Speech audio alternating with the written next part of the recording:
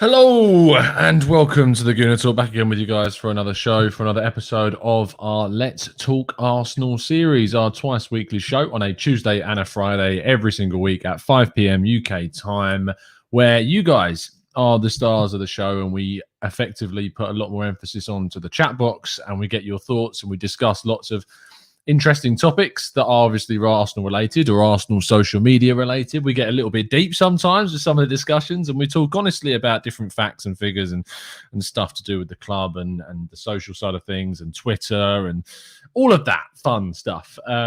So it's going to be a fun one today because I've got quite a good topic I thought to discuss based upon some of the news that's dropping recently and the fact that we're in the January transfer window that we're going to kick off with. So let's crack on with today's show. Drop a like on the video, subscribe to the channel if you're new, and turn those notifications on so you never miss a show.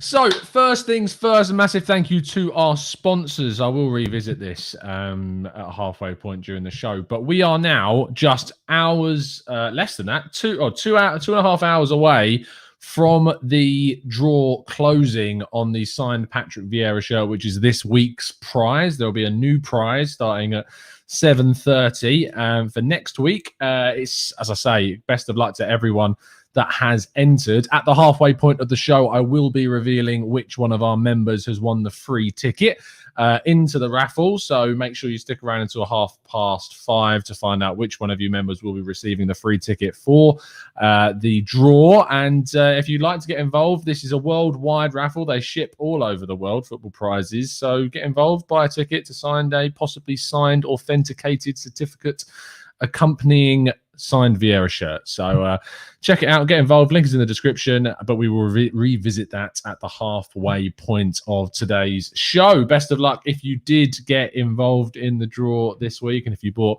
a few tickets. So let's talk about Draco. Hey, Tom, long time no see. Yeah, third show of the day. It's just there's too much going on with Arsenal at the moment. That is 3 shows in one day is not a record, I don't think, but it's up there. It's pretty close. I think we've done 4 before, so we'll see. We'll see if anything happens. If anything utterly huge happens this evening, which I doubt it will. If Odegaard signs, I don't know whether I'll be jumping on to do another show because we've kind of covered Odegaard. I will do one when it happens, like the day after or a more appropriate time, but I am so finished with shows today.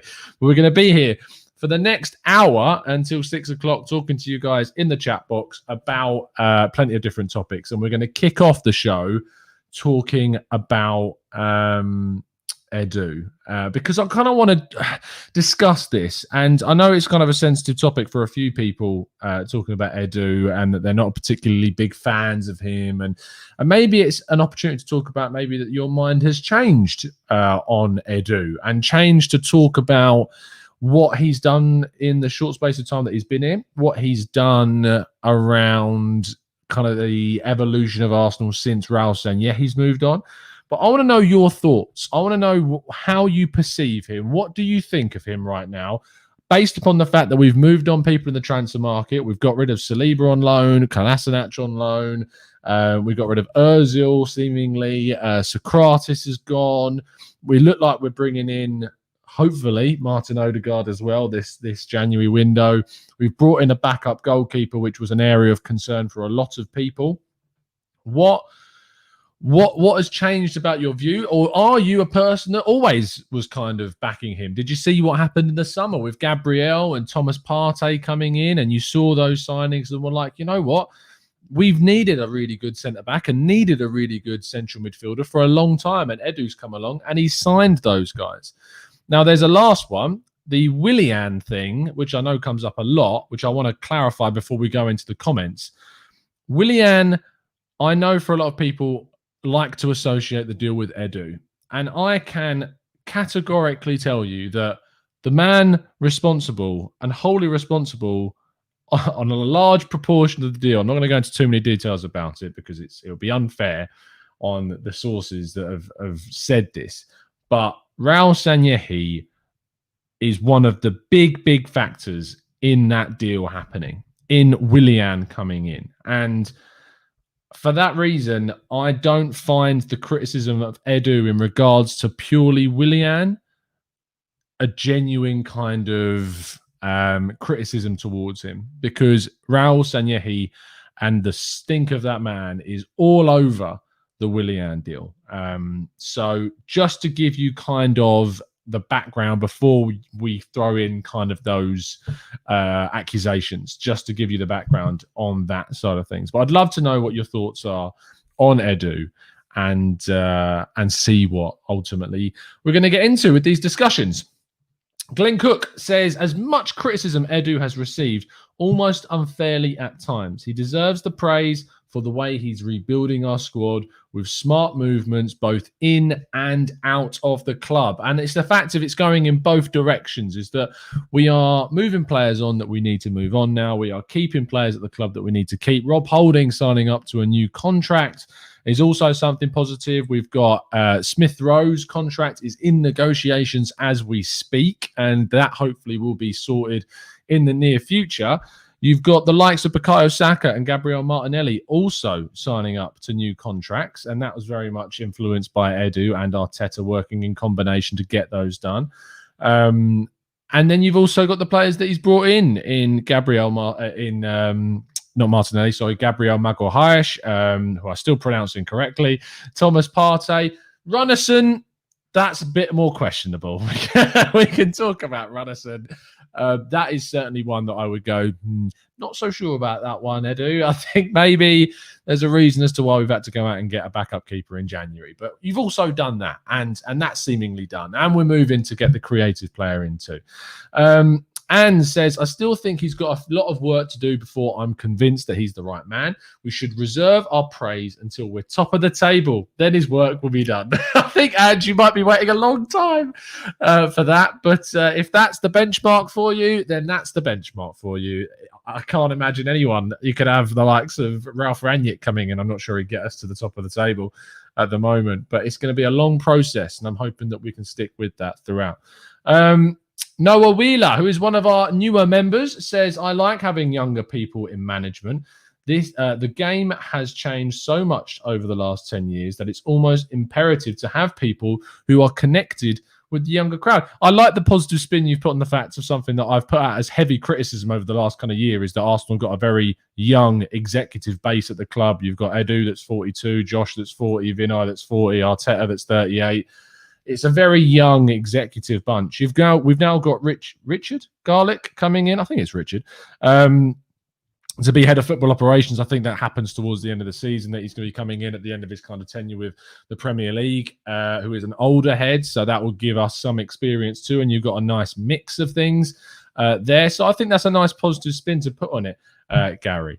Omar says, I'm going to make a final decision in the summer when I see what we do regards to the summer transfer market. And I think you're in the same position, Omar, as a lot of people, that they're going to reserve their kind of final judgment, or they're going to reserve their current kind of view on that until he makes some signings in the summer. Gary Hardy says, I think they haven't done everything the right way, but Arteta and Edu are both learning on the job. Realistically, they should have had another more experienced man involved. Arguably, we did have that, Gary, and Raul, and that experience of Raul, if you want to call it that, utterly messed things up hugely. So it's sometimes experience in football is genuinely one of the most overrated qualities, and it comes in players, in managers, in executives. Experience can sometimes breed stubbornness and kind of arrogance as well in a situation, and it can also breed kind of a control, just a need for control in the person that has the most experience. So that if you've got a coach like Arteta that is obviously inexperienced as a coach, and you've got a very, very experienced executive figure, sometimes that dynamic can not work. So maybe it's a case of it works one way or the other. But again, we're just hypothesizing is the word I wanted. Ed Welch says, directors have to be analysed over years, not individual windows, as a good window as it has been. And we are only kind of seeing Edu over the last less than 12 months. I mean, ever since Raul's kind of moved on and the emphasis has been put on Edu, You look at these last couple of windows and you evaluate those windows and what's happened in those windows. And yes, it is a very small sample size. But arguably, Ed, there's a lot of people that were kind of calling for Edu to be sacked. Again, with a very small sample size. So if you need longer to be convinced that he's the right man for the job, surely then people would have needed longer to be convinced he was the wrong man for the job, if that makes sense. Because if you need time to make sure, like to have your mind changed or to have your opinion formed, then surely the opinion to kind of get rid of him would have needed more time as well. Lord says you can't give credit to Edu for Partey because he was on Arsenal's radar a while ago since Sven. All Arsenal had to do was activate his release clause. Why should he be given credit for that? I'll tell you why, Lord. It's because Arteta didn't want Thomas Partey as the priority. Yes, he's been on Arsenal's radar, as have a lot of players over the years at Arsenal. But Edu went over Arteta in this instance. He was the one that wanted Partey, when the same figure that we bought Partey for would have been the 50 million euros that Lyon wanted for Houssem Aouar, and Edu chose to go for Partey. And that is why he is deserving of the credit in that scenario, because it was his choice to pursue that option and target, because we would have had lots of targets at Arsenal, but it actually takes the person to pick the target of all of the options that we've had and say, now we're going to go in for them. I'm going to go to the owners and say, look, we need the money to buy this guy, which in itself deserves credit because Arsenal didn't have the money on their own back. They needed to go to the ownership. Edu did that, got the money from the ownership and paid the money that it took to bring in Thomas Partey from Atletico Madrid. So that is why you give Edu credit for Partey. That is why you give credit in that direction. So I hope that answers your question. Cookie Monster says we are finally making short-term fixes. We need to use them over the long term. I do think we should have another figure about to replace Raul. He does have dodgy links with Kia and the messed up with the Saliba situation. Now, to say that Edu has done a perfect job at Arsenal is wrong. He has not done a perfect job, and the Saliba situation is a perfect kind of example of that. Yes, there was lots of things on the Saliba side that Saliba himself didn't do right, and the way that he behaved after some of the incidents like the French Cup final was not in keeping with how the club would have expected him to act and to be, and that was effectively punished by the club. But the punishment was clearly much, much too harsh, and he should have been brought into the fold. It's his first strike, effectively, and so to throw him under the bus in a way after his first strike was a little bit strange. There are some financial funny business going on with the Saliba deal for sure. But again, that comes down to the negotiations that Raul Sanllehi was involved in when the deal was done for the Frenchman in 2019. Abe says, I still have never understood why people hated him in the first place. He is the guy that negotiates deals, not the guy who picks the players. Some people are so close-minded. You're not 100% spot on, Abe, because Edu is heavily involved in recruitment. The contracts guy, the negotiator of deals was the man like Huss Fahmy and Raul Sanllehi. Those two were the main negotiators, and Raul was kind of involved in connecting us with agents, connecting us with clients as well, like Willian, like Marie, like Cedric, like David Luiz. All of these players, they were linked through Raul.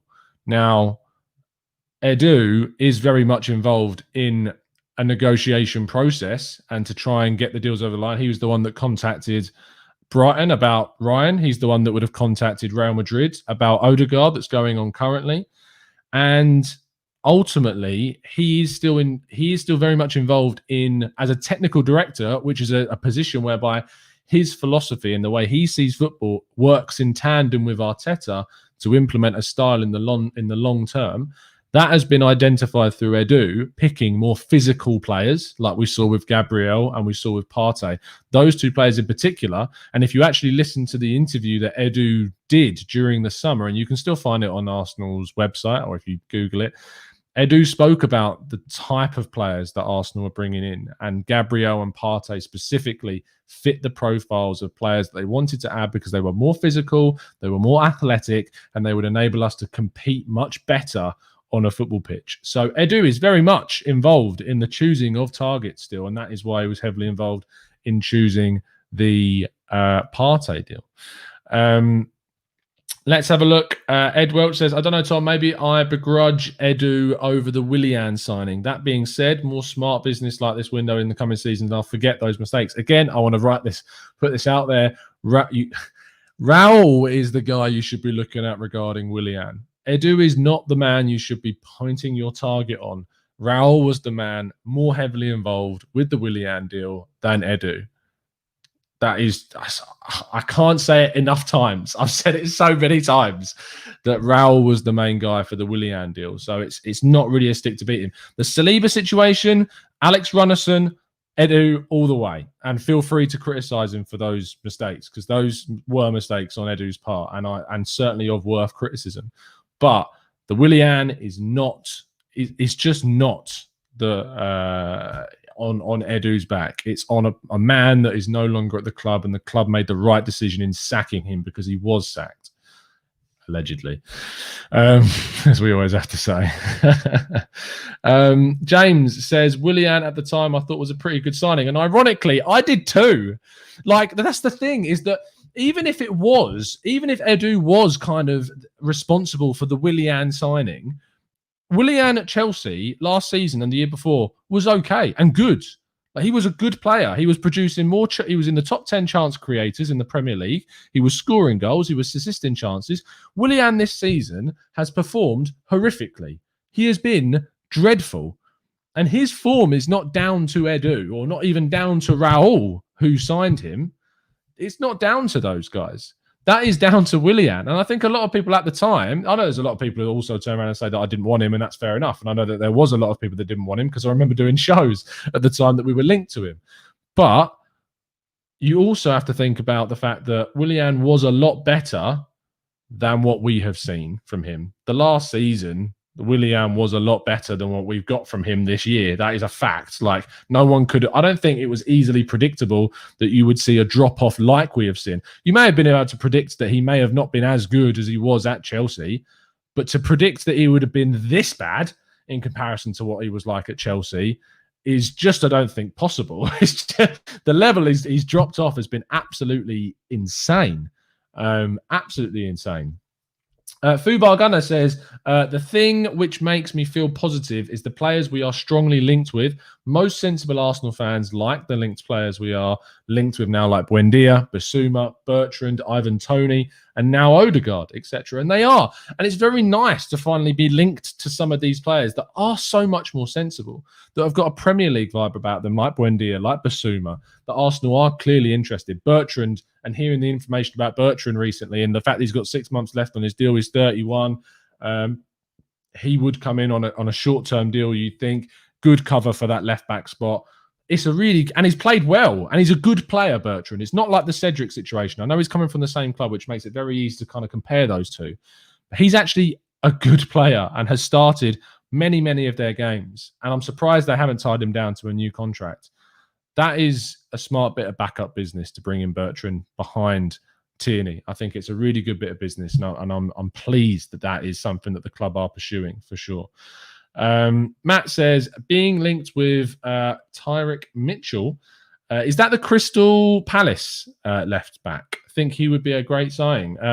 If we are linked to him, he's looked very good this season. Really, really looked quite good. After links, so smash the likes, guys, if you could. Much appreciate it. Porky Pork says, quick question. If Odegaard signs on loan for us with obvious situation of isolation, when is it he potentially comes in will end up being a 5-month loan? That's why loans have come early this window. He may not need to self-isolate.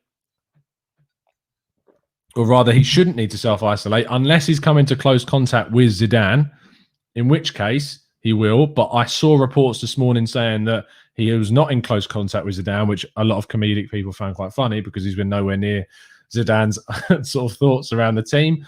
So if Odegaard does test positive, or is, has to test positive, I imagine that the deal would be done, but that it would start effectively at the end of that isolation period or at the end of the current transfer window when he would come in at the last second, so that Arsenal protect their financial you're protecting your financially yourselves. It's still worth doing. It's still 100% worth doing to bring in the cover. But as far as I've seen, I don't think he has to self-isolate because of the elite sports bubble. And the whole of the Celtic squad went abroad, came back, and then had to go into quarantine because they had a positive test. But that in itself goes to show that you can travel freely between countries. It's how that you will see the Champions League and the Europa League step back up again. So yeah, I think that's, for me, is certainly not going to be an issue. Ryan and Odegaard, good signings, no risk, win-win. I agree with you, W. There is no risk with either of those signings. Odegaard is not a risk in the sense that he provides you with cover. It's a loan. You've not committed any huge financial outlay to it. You're not stunting the growth of Smith Rowe, because if Odegaard doesn't particularly do well, Smith Rowe comes in and continues to play, and that's no problem. Also, you're not blocking his path into the future because it's just a 6-month deal, and also he's versatile enough that he can play not only at cam, but he can play in a right-sided position. I mean, he's even played in his younger days, sort of like 18, 19, 20s. He's played on the left, so he is a versatile player that offers Arsenal a lot, and it's just not a risky signing at all. The argument against it is people to say that he would take time to transition, but as would any player in this situation. And the only players that would take less time to transition would be those that are kind of acclimatized to the Premier League. And those guys, you just aren't going to really be you're not going to get them in January, unfortunately, especially in that position, especially for the quality that we need. So you're just not going to get those players. So it makes complete sense to do that, in my view. RG says, Tom, do you think Edu has been unjustly criticised? He has done decent. I 100% do, RG. I 100% believe that Edu has been unfairly criticised in so many areas. One, for the Willian thing, which is so Raul. I'm not going to go over it again because I already have, but it's so much more Raul than it was Edu. And you saw that from the Cedric and the Marie and the David Luiz deal. It's Raul. And I think that he's done things that people aren't giving him credit for, like the contracts, Rob Holding, Bukayo Saka, Martinelli, getting these things done. That's the types of deals that you can really look at him and go, you know what? Fair play. Fair play to him for doing that. And Fubar says, if Willian was Edu's mistake, he's learning from it by not going from Eriksen or Isco. And true, and if it's, again, it's not. And from everything that I'm told, it was so much more Raul. But the point is that even if it was, you'd hope that mistakes can be learned from. And I think that hopefully with the Saliba situation and with the Runnison situation, you would certainly see him learning from those mistakes. Andrew Gasser says, fraud, smash the like button, guys. Thank you so much, mate. De Akubra says, I love the idea of Odegaard to come. He'd be a cam. I think we would have a scintillating duo of him paired with Mahmoud Dahoud of Dortmund as the complementing box-to-box number 8. It would be sick, he says. I haven't seen too much of Dahoud since he left Gladbach for Dortmund, and I don't think I didn't know if he was playing that regularly in the Dortmund midfield. Maybe he is ever since Witsel got injured, but I've not seen too much of him. So enlighten me as to how he is getting on.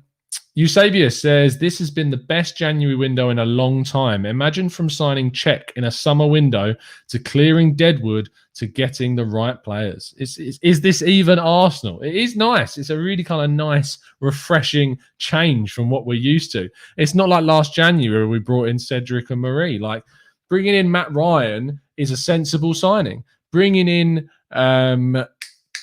Odegaard, if it happens, is a really sensible signing. And moving players on that have needed to be moved on for a long, long time. It makes sense. Who thought that Mesut Ozil would have been able to move on from Arsenal? Who thought that was going to be possible? Because I really genuinely didn't think that it was going to be a possibility that Ozil was going to be gone before the end of his contract. And that's been achieved. And that is great.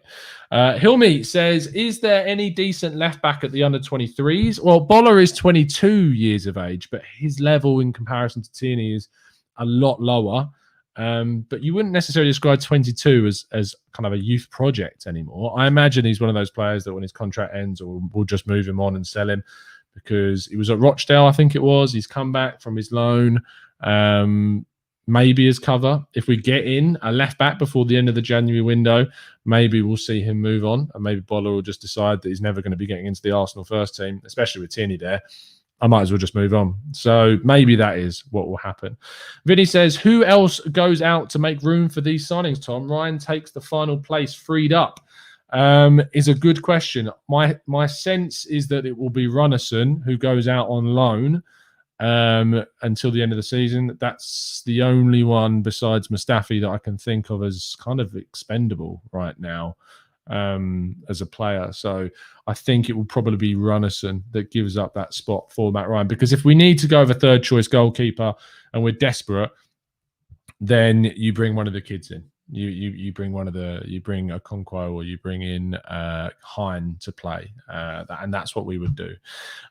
Coop Dog says Nelson loan. Yes, this is something that's kind of been touted by some of the mainstream media this afternoon, is that Arsenal are looking to maybe loan out Reiss Nelson to the Championship, which is something that benefited Smith Rowe exceptionally well. It's something that could have benefited Nketiah at Leeds had he have been played over Bamford, and when he did play, he did quite well.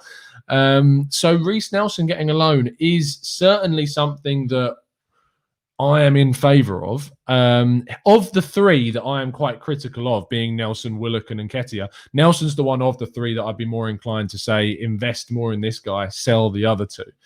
It makes more sense for me for us to kind of hedge our bets a lot more on Nelson than it does for, say, Nketiah, who's got a year and a bit left on his deal, for Willock, who I just don't know where he fits into the Arsenal team. It makes sense to me to go, yeah, if you're going to prioritise any one of those three to be kind of a player that could have a future at the club, it's going to be, it's certainly going to be Nelson. Sorry, someone just popped up on my phone about Madrid being in a financial crisis, which I find a little bit strange. Every club is in a financial crisis at the moment, and until things get back to normal, they will.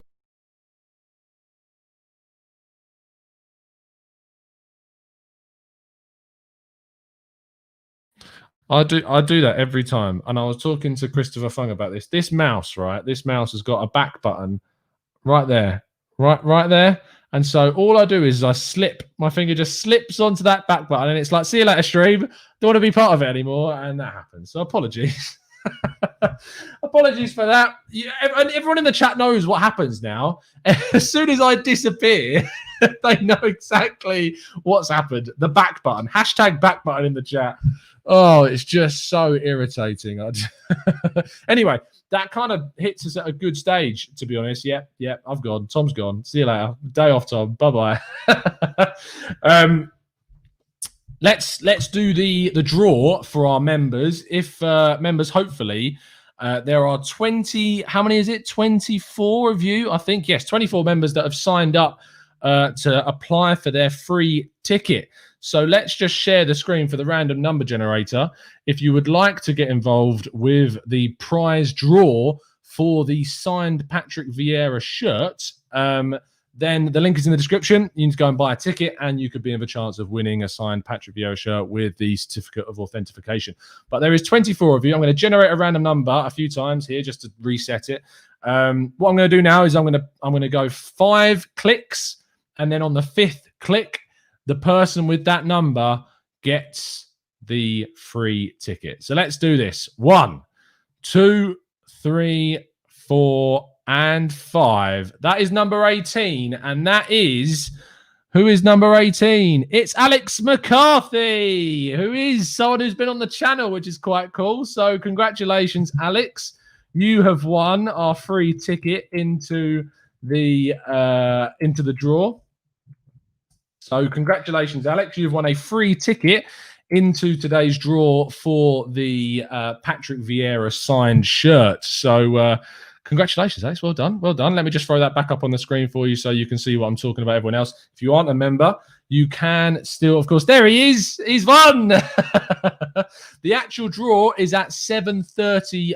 Is at 8:30 tonight on Football Prizes Facebook page. It's live streamed. They do the draw on their live stream. So you need to go onto Football Prizes on Facebook and you can watch the live draw. If you want to buy a ticket, you still can. I think there's plenty still left. There is 46 tickets have been sold. Is that right? Let me refresh this quickly. 52 tickets have been sold. There is just over half of the tickets available to win the signed shirt. So if you would like to possibly win a signed shirt, then you can. Obviously, at 7:30, the next prize will go live. So at 7:30 in the Discord server, if the members can, again, you start putting in your numbers. And next Friday, we'll do another draw and one of our members will get another free ticket. So good luck, everyone, in tonight's draw. It'll be live on Football Prizes Facebook page and you can be in a chance of winning a signed Patrick Vieira shirt. So good luck, guys, with that. And congratulations again to Alex on winning this week's free ticket. I'll be letting them know that you are who you are. And if you do happen to win, they'll be in contact with you. Let's move on to the next topic. Feel free to start throwing some questions. We've got half an hour left of today's show, so go wild with your questions around Arsenal. It doesn't have to be necessarily on transfers or anything specific regarding the football side of things. It can be on the social side of things within Arsenal. Me and John had a really good chat for our members. If you are a plus member, an expert member, or a TGT ambassador, if you go onto the community tab of the channel, there is some exclusive content on there for me and John having a chat about Arsenal social media and stuff like that. So yes, that is also something. We do need to have an FBL update. Football fantasy, we need to do our fantasy football update. If you are not in our fantasy league, you can join us by clicking the link in the description. So please make sure you do that and join the Gooner Talk Fantasy League. Let me just get it up. There it is. We've got a change at the top. That's interesting. Let me get it up for you so you guys can see it on the screen. Boom, boom, boom, boom, boom. Here we go. There is going to be a prize, by the way, for the winner if they get in contact with me. I'm just going to put that out there. There is going to be a prize. I'm going to try and get hold of one for the winner. So, yes, let's see. We've got Fouawa is top this week on 134 points this game week. It's a double game week, of course. Let's have a look at his team. Any Spurs players? No Spurs players. No Spurs players in the person who's at the top of the table. Absolutely loving that fact. Is he bench boosted this week? No, he's just done very well. He's got a lot of points on the bench with Smith Rowe and Tierney. But you wish you put Smith Rowe in there instead of Rashford and Tierney instead of Bamford. But no. Excellent stuff there from who was it again? It was Adam Abunab. So congratulations on being top spot at the moment. Inter Arsenal was second. Anyone in the chat? Do you know where you are currently? Daniel Roberts says he's 42nd right now in the table. He is indeed ready to partay on 117 points. I, meanwhile, an 88th. In our table, but there are over 250 of you that are playing, so I'm above 50%, which I think is pretty darn good. But that's your fantasy update for the week. As I said, there will be a prize for the winner at the end of the tournament if they get back in contact. Vin Eagle says, love that question, Matt. So let's have a look at what Matt's question was. It says, do you think if Callum Chamber was fully fit, Mustafi would have been paid off? And also, would you try Chambers as a DM? Well, to answer your second question first, the answer is a very simple one for me, and it's no. I wouldn't play him as a central defensive midfielder. I know he played there a lot for Fulham when he was on loan. I personally don't see him in that position at Arsenal specifically. If he went to a Fulham, maybe. But when you've got the players that we do have in the central defensive midfield position, I don't think Chambers has a sniff of getting in there, to be honest. Then you have the option of playing him at right back because he's a versatile player. That's where he started off at Southampton before moving into more of a centre-back position. He does have a future at the club because he's English, he's homegrown, he's spent a long time, he's experienced now at Arsenal, and he has shown at times to be a competent player. And before his injury, looked like our best centre-back. And I don't think that's an exaggerative thing to say. Before his injury, I thought he was the best centre-back on form at the club. So there is a future for him. If he was fully fit, I feel like 100% he'd be getting in over Mustafi. And I just think that when you look at him as a player, he has attributes that we don't have in some of the other players. And if we end up ever going to the three at the back, which I hope we don't, But he, like Tierney, I think suits that right-hand side of the back three and can work in that role. But ultimately provides us with depth, and he provides us with something that I think that we need in the team. And I don't know how long's left on his contract. That's something to find out. Callum Chambers, contract expiry. When does it run out? Let's have a look. It runs out in 2022. So after this season, he has just 1 year left on his deal, which means we have to make a decision on him ultimately, which is, it could be a really tough choice as to what we do with Callum Chambers. Noah Wheeler says, Chambers is one of my favourite players at the club. Matt Thornton says, I thought he looked great at centre-back before his injury. And Vinny says he looked like he had filled out just before he got injured in terms of like the stockiness that he was getting and kind of the build that he was getting. Dale Price says, 88th, Tom, I'm not listening to your expert views now. Me at Fantasy, I'm an impulsive person and I make some really stupid decisions. I mean, I brought in during the free hit week when there was only a few teams playing, I brought Alex Tellez in who didn't even play. Like, I'm such an impulsive person and make rash decisions. In fact, we've got obviously my group chat that I'm in with some of my boys that I'm friends with.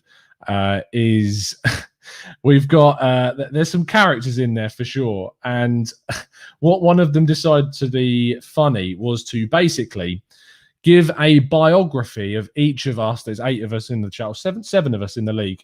And I'll read you mine. Another emotional player. Luck has turned with Arsenal's form. Very loyal because he has no Spurs players when they have had good runs, which could hurt him across the season. Captain picks are terrible in places and genius in others is what I was described as, which is completely spot on because my captain picks have been horrific. I had Salah captain this week, benched. I think he got 6 points or something like that in the end. Absolutely horrific. I've captained Dominic Calvert-Lewin in weeks that he was absolutely dreadful. And I've not had Salah in my team for a lot of the season, which really screwed me. And not having, annoyingly, any Spurs players in this season really has put me further down the table. I know that a lot of the people that are doing well this season have had both Son and Kane in the team, which, it's just...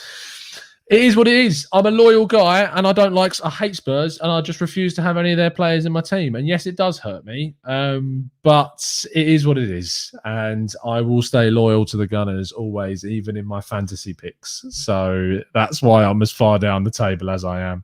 Matthew Hudson says, I would actually have Cedric and Chambers in the right back positions. That's how little I think of Bellerin's attacking contributions. You guys just so... you hate him. You hate him so much. Yeah, hating Bellerin. Porky Book says, has Arteta and Edu done enough to convince Balogun to stay 6 months left to attempt to do so? I wouldn't be upset to see him go, but I would if it's for free. We need to start learning from the past. What's interesting is there's been kind of no dialogue on Balogun's situation regarding a pre-contract with any club so far. He's not signed a pre-contract agreement with anyone. There was it the Football Insider that I think put a story out as an exclusive saying that he had agreed that pre-contract with them. That turned out to be completely false. It might still happen, but the current state of play, he hasn't signed that pre-contract agreement with RB Leipzig or with any team at the moment. And it has dragged on longer than I thought, which ironically I think benefits Arsenal more because obviously the longer this kind of goes on, the more you think maybe he is having more discussions, thinking about his future. Does he want to stay at Arsenal and get another shot? Because I think there's a chance that he could. There is a future for Balogun at Arsenal if he chooses to stay, in my view, because Nketiah's deal's running out. Aubameyang's deal's got 2 years left after the season and he's getting older. For me, it's all set up for Balogun to have an opportunity in the coming years. And I don't think at 19 years of age, whilst he needs to be playing more football, I don't think it's an age where you can categorically say, yes, moving on is the right decision for my career. I really don't know if it is or not. So I think the longer this kind of strings along, the better it is for Arsenal. Ed says, if Balogun doesn't sign by the end of the month, we may know if Eddie or Laka are gone in the summer. If he doesn't sign, I feel like one of those two, Laka or Eddie, will get an extension. Because you'd then be losing effectively 3. I think there's the possibility that Arsenal could lose 3 forwards in the summer. You could lose Lacazette, you could lose Eddie Nketiah, and you could lose Balogun. You will almost certainly lose Balogun. which is just a really kind of dangerous position for Arsenal to be in, to go into a season with just Aubameyang and then Tyrese John-Jules and Nikolai Moller in the youth team, which have potential, but are nowhere near the same level as Aubameyang yet. Like, they're nowhere near that level, and you can't bank on those guys. So Arsenal would need to invest. That's always nice to know that Arsenal could bring in a striker, but then you got to find them. Who is it going to be? Are you going to be able to get it done? Are they going to be able to come in straight away and have a big impact? All things that you need to think about. We've been linked with Ivan Toney at Brentford, who I think is a really kind of good player and an interesting prospect. Not even a prospect anymore, because he's in his early 20s, early to mid 20s, and has had a really good season since moving. I think it was it from Peterborough to Brentford? One of them. So that's an option. That's something that Arsenal could ultimately pursue, but we'll ultimately have to wait and see. Dean says they've been talking all summer and now it's January and they're still not close. And I think that is a lot down to do with the agent and Balogun wanting to play and Arsenal not being able to guarantee him playing time. And we can't guarantee Balogun playing time. You can't guarantee Balogun playing time. Like, you can't. And you can't turn around to him and say, look, if you sign this deal, we're going to guarantee you this amount of minutes, because what if he isn't as good as what we think he is now? We've barely seen much of him at a senior level. What we have seen him with has been good, and that is a credit to him. But over a long period of time, we've not seen enough to categorically say you're going to be an amazing player. And you can't also offer him a stupid contract, because then all of the youngsters behind him that see Balogun given a big contract are just going to run their deals down. They'll just go into that same situation and be like, look, you either put me on the same money that you've given to Balogun or I'm off. Why? Because why would they stay? It's such a delicate situation to think about negotiating with, and it makes it even more complicated that his agent is the same as agents Eddie and Ketia. It's a really tricky one to negotiate, and in my mind, I don't see it coming to a favourable conclusion for us. And if we lose Balogun, we lose Balogun. And I wish him all the best, as long as he doesn't go to one of our rivals. Like, I wish him all the best in the world. But I'm not going to get hung up on losing Balogun, because I've seen a lot of youngsters leave the club that a lot of people wanted to stay. Javier Amici, I use him as an example. And you should see the BBC Sport tweet when we sold Amici to Hamburg. Look at the replies and the quote tweets to that tweet. It's embarrassing what it's like now. So he could be highly rated now, and he could be forgotten about in a couple of years' time and be like, oh, yeah, remember that Balogun guy and how much we wanted him to stay? Well, it could go one or two ways very, very easy. So we'll have to wait and see. Noah says, until Eddie doesn't score, we have to give him chances, which I agree with. And you should reward performances with chances. And I thought he'd done enough to earn more chances, but he just wasn't being given them. And that probably is. Maybe if there wasn't this contract situation, he would have been given more chances. But I almost feel like that they're not going to play a player that ultimately is not 100% yet invested into the team. Let Analog Go, says Emmanuel Ojo, we shouldn't be held hostage anymore. Plenty more talent in the world to replace him with. Kanan says, would you enjoy the prospect of a midfield three of Odegaard, Emile Smith-Rowe and Partey? Similar to Pep's midfielder David Silva, KDB and Fernandinho. Exciting times if we keep this momentum. Now, I've seen this put across by a few people on Twitter today, and there's a couple of reasons why I think this is not a good idea.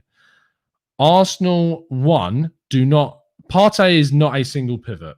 He doesn't play a single pivot. At Atletico Madrid, he was always partnered with someone.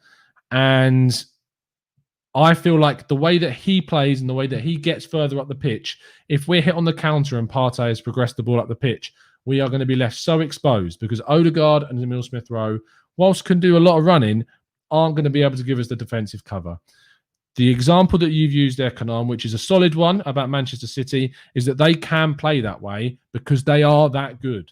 They have the ability and the dominance of teams to play that way. And the thing about Kevin De Bruyne is that he can play from a deeper position as well. He's that good that he can effectively be he can be a 10 that acts.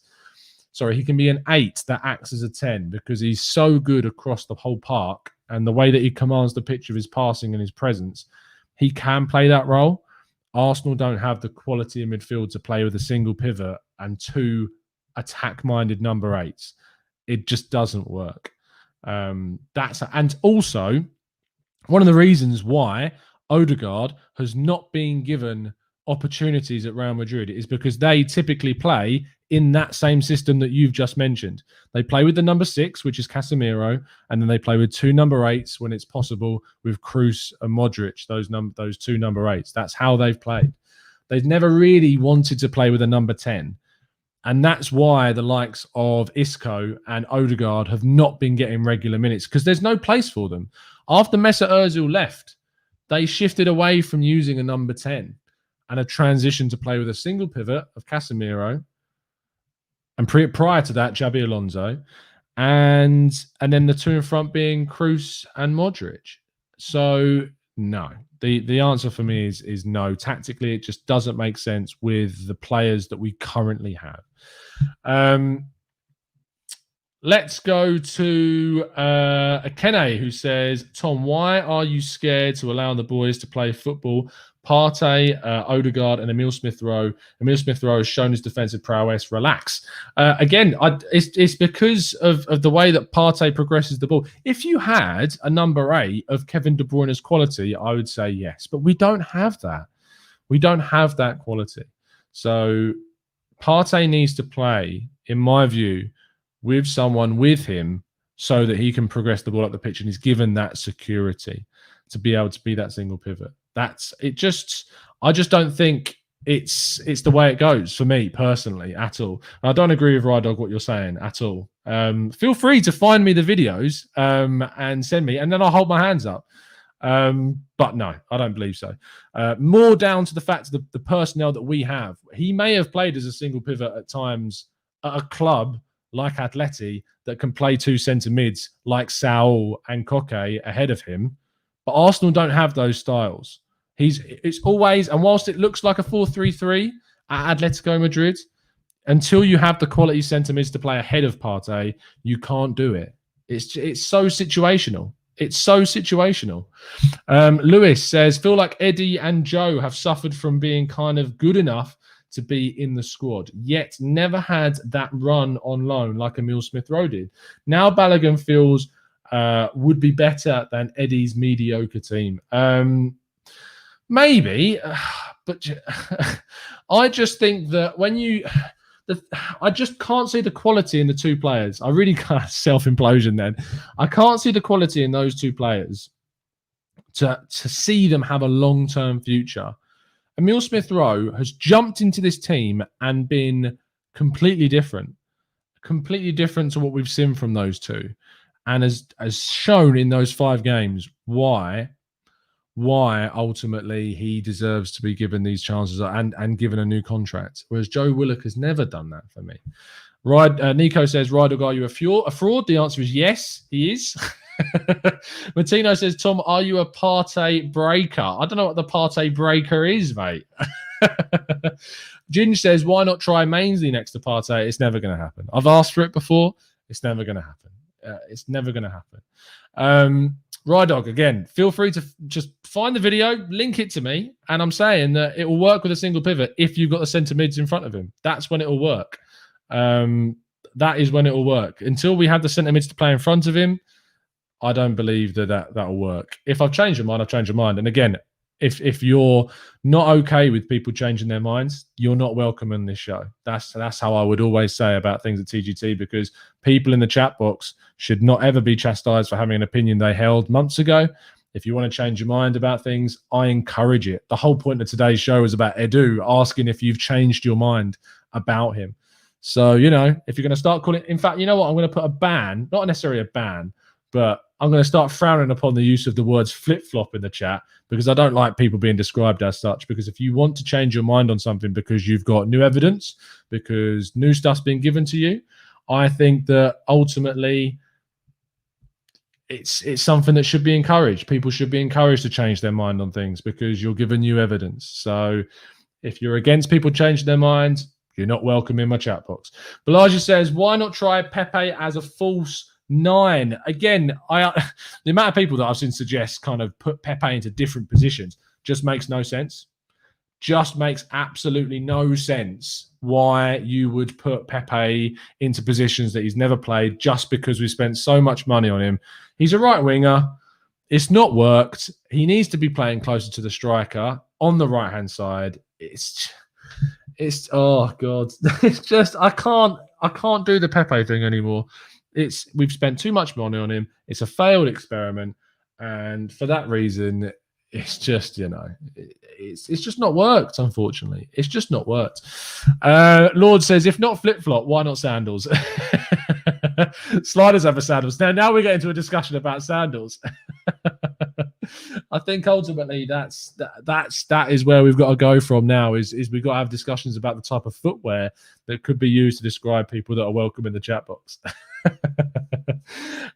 False 9 not needed. Exactly. I mean, Lacazette arguably plays as a false 9 right now, and he does it. And he has done it successfully. Cookie Monster says, can we blame Arteta for the poor form of so many attackers like Pepe, Willian, Aubameyang? Would Pepe play better in a team with a number 10?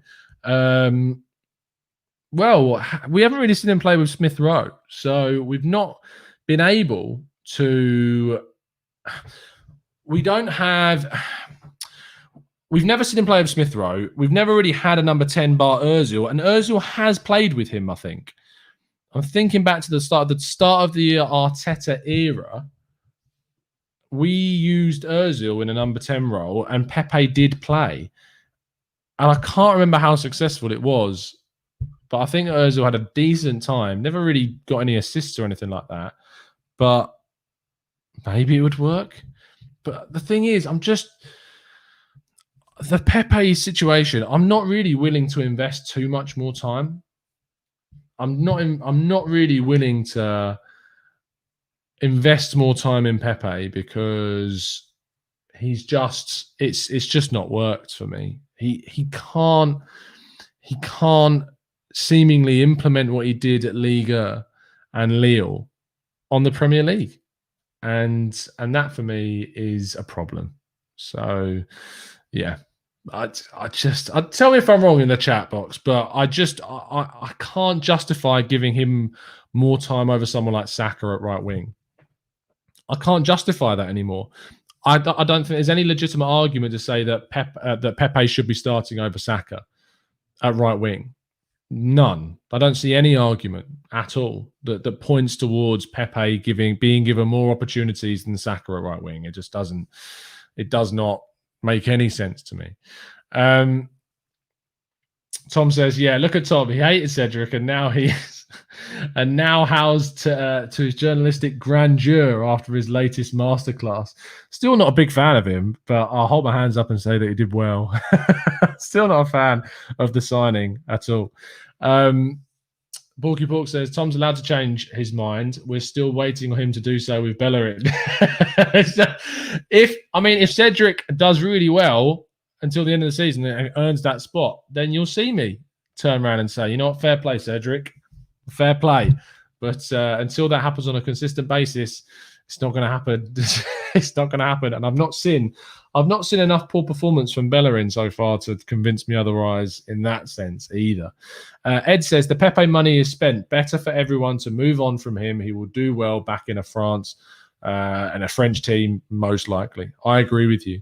A says a midfield of Smith Rowe, Partey and Odegaard could have worked against Palace. Maybe in the second half, but not to start things off. And I actually don't think it would, because how they hit us on the counter with Zaha, I'm not sure it would have given us enough. Partey to play that single pivot would need the centre mids that he has at Atletico Madrid, and that he could play in that position if he has the centre mids in front. So I just think we'd get hit on the counter way too easily if he was the single against Crystal Palace and Odegaard and Smith Rowe playing there. I'm not going to let it go. I'm not going to let this go.